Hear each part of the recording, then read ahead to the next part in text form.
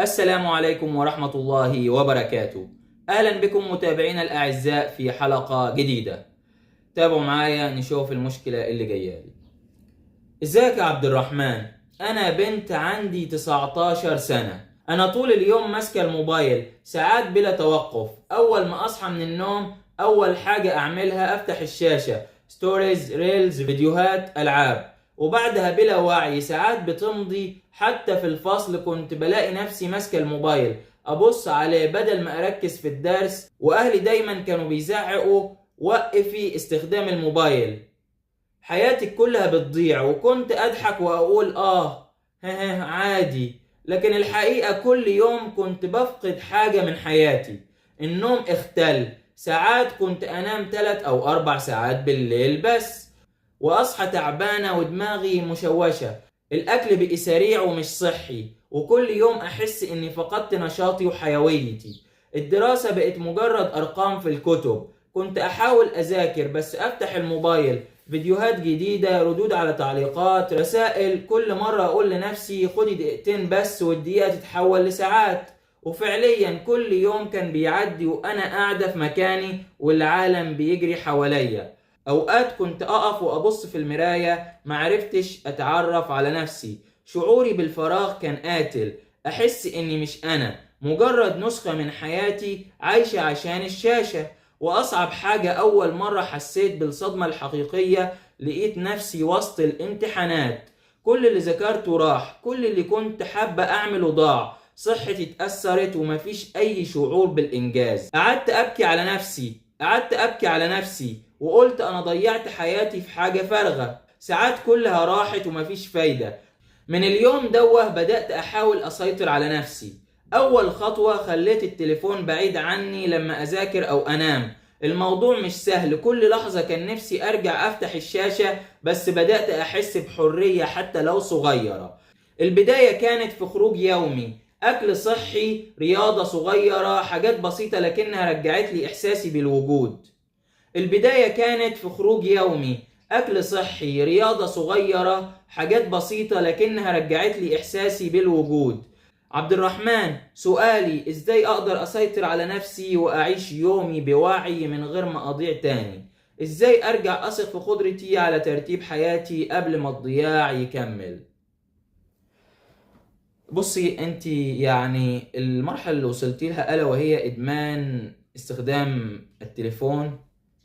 بس انا عايز اقول لك حاجه كويسه، ان انت بداتي ترجعي عن اللي انت بتعمليه، وبداتي يعني تركزي شويه في دراستك، وبداتي تشوفي شويه رياضه وكلام من ده. بصي، انت حاولي انك ما تفكريش في التليفون.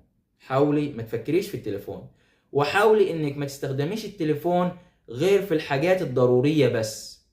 حاولي انك ما تستخدميش التليفون غير في الحاجات الضروريه بس.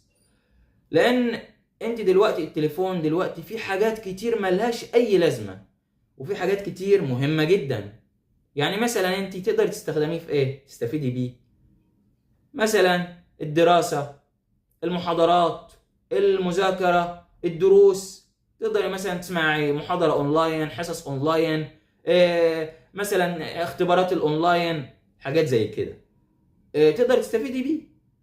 بس فكرة ان انت تقعدي تدخلي تقلبي على الفيديوهات والريلز ومش عارف ستوريز وحاجات زي كده، فدي حاجات غالبيتها بتبقى ملهاش اي لازمة او مش مفيدة. يعني قليل ما تلاقي حاجات مفيدة. لكن باقي الحاجات اللي هي مثلا هتقعدي تدخلي على الفيديو وتدخلي على الريلز وتدخلي على الستوريز والالعاب، مش هتخلصي. لان ده عالم يعني مليان، عالم مليان.